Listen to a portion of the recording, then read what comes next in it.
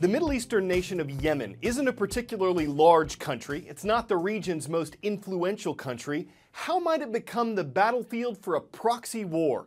Hi, I'm Carl Azus for CNN Student News. That's what's first up this Thursday, April 2nd. The United Nations says Yemen is on the brink of falling apart. The Houthis, a Yemeni rebel group, took over the government earlier this year. Saudi Arabia is leading a coalition of nearby countries in airstrikes against the Houthis. Some of them have been killed, some civilians have been killed. The Houthi rebel leader refuses to surrender, and the country's become a focus of international concern. What happens here and who winds up in charge of Yemen after the violence settles could shape the religious and political future of the Middle East. Yemen is home to about 26 million people. It doesn't have many natural resources, so accordingly it is one of the poorest Arab states. So why are so many other nations interested in the rebels there who have attacked the government, and why has a coalition of other Arab nations put together a military force to fight those rebels? Three big reasons. First of all, this is a religious conflict. The rebels are Shiites. The government they pushed out there was Sunni. Many of the nations out here have mixes of Sunnis and Shiites in them. Any way that this conflict plays out has a chance of affecting the overall mix and influence of those religions here. It's all Islam, but there is still a power struggle going on. Secondly, this is a proxy war between two very big powers. Saudi Arabia, just to the north of Yemen there, and Iran over here. Again, Iran is Shiite, Saudi Arabia is Sunni. However this plays out in Yemen will have an impact on who is seen as the victor here and what sort of influence they continue to have in that region. And lastly, this conflict has put the United States in a very peculiar position at a sensitive time. Remember, Saudi Arabia is a longtime partner of the United States, an ally.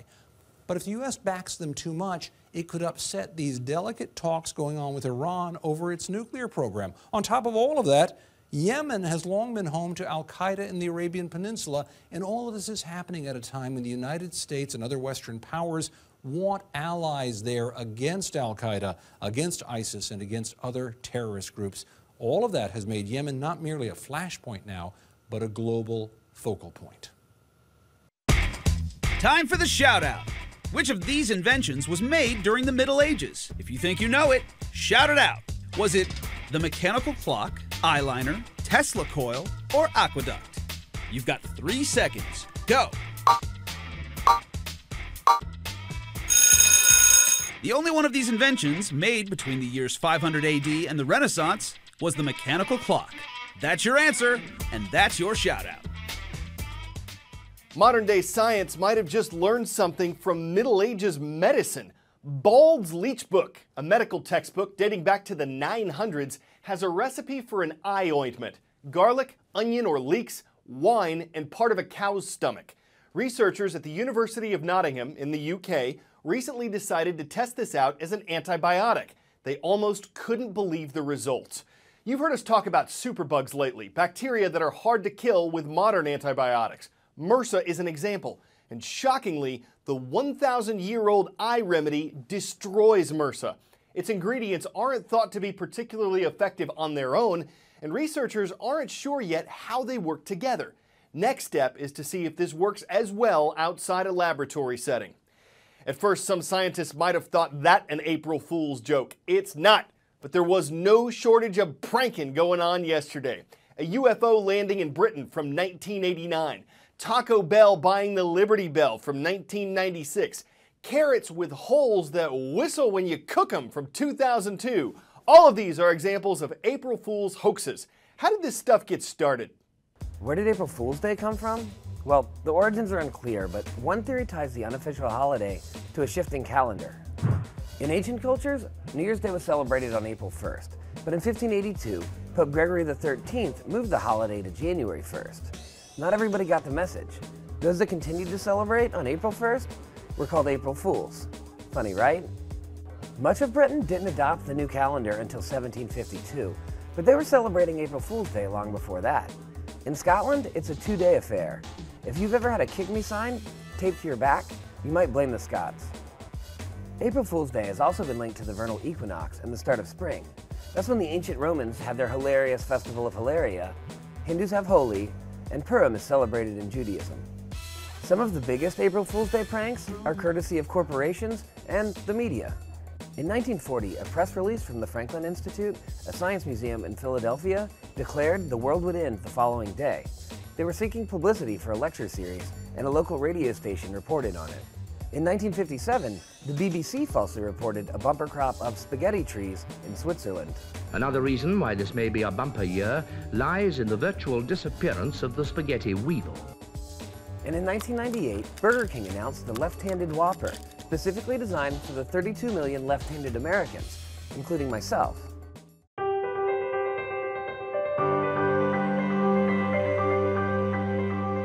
In 1982, Marilyn Price was on a mountain biking trip. She stopped at a spot where she could see all of San Francisco, and she thought to herself, I want kids to see this, specifically the ones she'd recently met at a soup kitchen.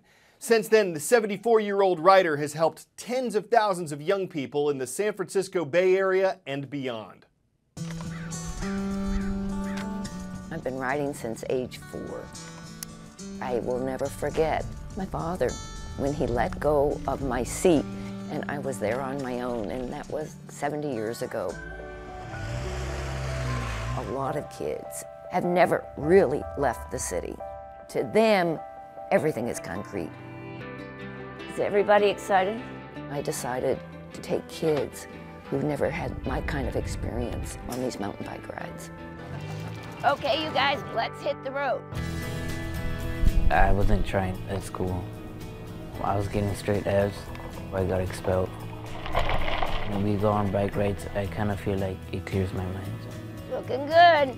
I've been doing this for almost 30 years. You bring them where there are no buildings. It is like, wow, I didn't know that this exists. And then we have our Earn a Bike program, where kids in the community come after school. What's wrong with it? The chain. So the chain's loose? Yeah. They learn how to work on bikes and they earn points toward bikes of their own. That looks great. They learn good job skills. This bike's getting quite an overhaul. Now I have A's and B's. They're like my guide to a better life. There is opportunity to see that, yes, I have been able to accomplish what I thought I couldn't. It is not just biking. We are imparting life lessons.